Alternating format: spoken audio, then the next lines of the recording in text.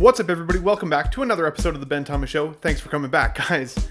We have another this or that video contender for today because Hot Toys just gave us, in their infinite wisdom, of course, a Beetlejuice figure, and it is wildly priced, and I've got some thoughts on that piece, but also Sideshow just gave us a recent pre-order as well, and which one do I need? Which one do you guys like the most? Is it this being the Hot Toys version, that being the Sideshow version, or both? Stick around to find out, but if you guys like the video, hit the like button, smash the subscribe if you're new to the Ben Thomas Show, and let's get into it. I give you Ben Thomas Showtime. Here we go.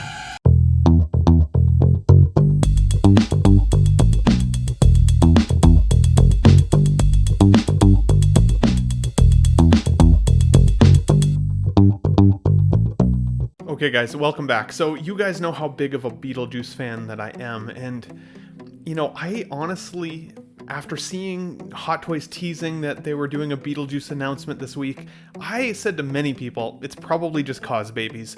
If Hot Toys was going to give us a Beetlejuice figure, why didn't they give us one from the original film? Why now, after all this time? And with Sideshow giving us a recent pre-order for one, why double dip? It doesn't make sense. I know they're not the same company, but they're still going to be in direct competition with each other, selling off the same website. So that's a bit of an odd thing for me. But, of course, the Sideshow version, Beetlejuice 1 representation, whereas this figure in front of us is clearly a Beetlejuice or a Beetlejuice 2 figure representation. And I can immediately tell.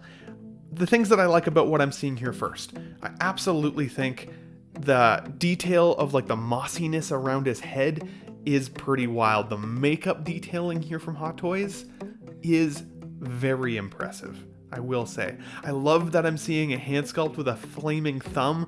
Kind of different. Looks a little plasticky in terms of the flame, but still pretty cool, I will say. This base, though, Here Lies Beetlejuice, is a standout companion piece for this figure alone. It was a huge missed opportunity, in my opinion, that the Sideshow one doesn't come with it. I gotta say, the very first gut check I have, and maybe you guys won't like to hear this, I don't like this face sculpt. I don't like it at all. Not only am I having a hard time squinting to see Michael Keaton in there behind his makeup, but I don't like the expression either. It's kind of weird. It's like when your evil nanny gets away with something. Now, I haven't seen the new film yet, and obviously Michael Keaton has aged as a performer over his time, so he's not going to look the same in the makeup as he did from the first film. I've accepted that. But from what I've seen of the trailer so far, I gotta say, without seeing the movie yet, I'm nervous. I know it's getting good ratings. It's not getting great ratings at the moment, but everything I've seen looks like member berries to me. I'm worried that it's not going to be very original new content, and that Beetlejuice himself is going to go back to his same old kind of jokes and the stuff that like made audiences laugh before, but it's almost like they don't really remember why it made people laugh. Like, Beetlejuice from the first film was very uncomfortable to watch. I laughed at him because he was just so near the mark, said things that you could not get away with nowadays. It was pretty wild. But I still am having a hard time seeing the likeness here. With him holding the newspaper in this one photo, I'm seeing it maybe on the side a little bit. You do get the rolling eye system with this figure, which I think is great as well. I think that the weathering on his outfit also looks great. He does look like he's been buried for quite some time. His tie is a little short. I have to look at some reference photos because I don't remember if it's going to be that short from the past, or maybe that's just a new look for the film. I love that he's holding a bleeding heart. Clearly that's showing a little bit of spoiler territory from the film, as well as this secondary head sculpt with the popping eyes. Now, that is a pretty iconic scene from the first film, but you don't actually get to see him head on in the first film, whereas obviously I'm gathering, at least from this photo, that we'll probably get to see it from the actual movie itself.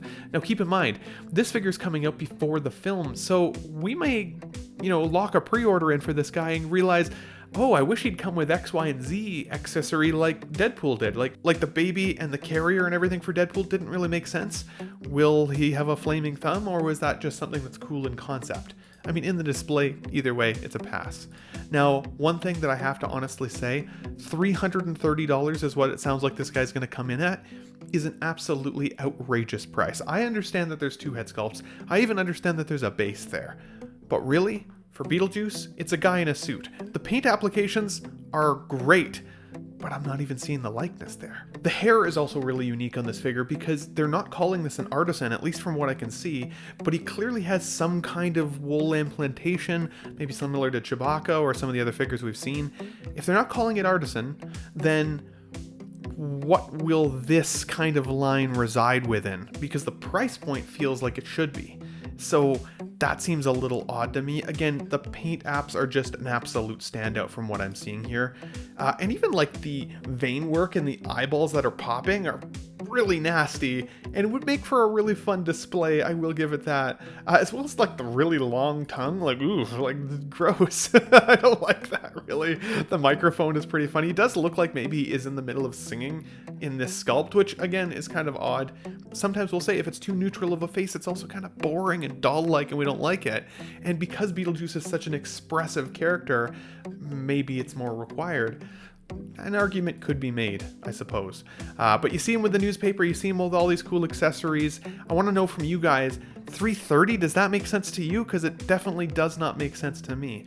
But at the same time, let's look at the Sideshow version, because the Sideshow version is going to be the next closest comparison now. And that figure came in at a whopping $280, which also really frustrated collectors, because again, it's a guy in a suit. Why does Beetlejuice have to be that expensive? Now, both versions have what looks like rooted hair. I don't, again, know what they're going to call it at this point. So there's some comparison there. I do think the Sideshow hair looks a little on the wild side, but again, this is a representation of Beetlejuice from the first film, not this newest one. And the first film is my favorite so far, at least of the two films. I haven't seen the second one, but I'm already worried that I'm not going to like that new one, so I'm reserving the right to be wrong at this point. If I love it, I'd be happy to stand myself corrected. But as of right now, the Sideshow version of Beetlejuice is still the one I like the most, and he looks more like the character to me. I think that Sideshow's actually captured more of Michael Keaton behind the makeup in there as well. He still has the mossy looking effects. Same outfit for the most part there. The tie is a little bit longer. It's got the studding on the tie, which the new outfit doesn't from Hot Toys, but again, maybe that's a change just in the film itself. Really, the question I guess that remains is, because a lot of us haven't seen this movie yet, and maybe by the time you watch this video you have, what version do you guys now need? Is it going to come down to the price? Is it going to come down to the lack of trust that a lot of collectors have with Sideshow pieces? You know, the criticism is commonly that their bodies aren't good and, you know, some of that kind of stuff, but I've had a pretty good experience with my Sideshow figures, so that may no longer hold up in court kind of thing anymore. But at the same time, price point is also a huge deterrent. How much display space are you willing to reserve for Beetlejuice? Are you a Hot Toys fan exclusively, or do you branch out with other collectibles? For me, as of right now, looking at the two here, I still feel like I've made the right choice with my Sideshow offering. I think the likeness is better. The hair is questionable, but he's Beetlejuice, so he can be a little on the crazy side anyways. The price point is still wild, but in my opinion, more manageable. And truthfully, while I love the idea of the diorama display, it's getting to the point now where almost every figure seems like they're coming with one, and most of us collectors are no longer going to have the space to display that many dioramas, so we're going to really have to pick and choose. The other piece, while I do expect Beetlejuice to be a popular film, Hot Toys, I'm surprised, is putting their money in on this film. Like, again, why never before? Why didn't they give us a version 1? Could they just not get the license? Or are they trying to capitalize on the hype for this incoming film? To their credit, I think Hot Toys did a good job with their Deadpool figures, now with this figure. Getting ahead of the hype a little bit is exciting. It's fun to go and see a movie, and if you love it, being able to go home and, you know, essentially capture a pre-order of that piece that you want in your display. And Hot Toys may surprise us. Maybe we'll get this guy a little sooner than even I would expect from a standard release. But this is certainly no standard release price point. It's very high. And truthfully, I'm not seeing the likeness there as much. But I also haven't seen Beetlejuice in action as an older man in the Beetlejuice makeup yet. Maybe once I see it there. He looks pretty close to the promo images here that I'm seeing on the screen. It's at least close. Is it just worth the dollars? Is it worth having two Beetlejuices in your collection?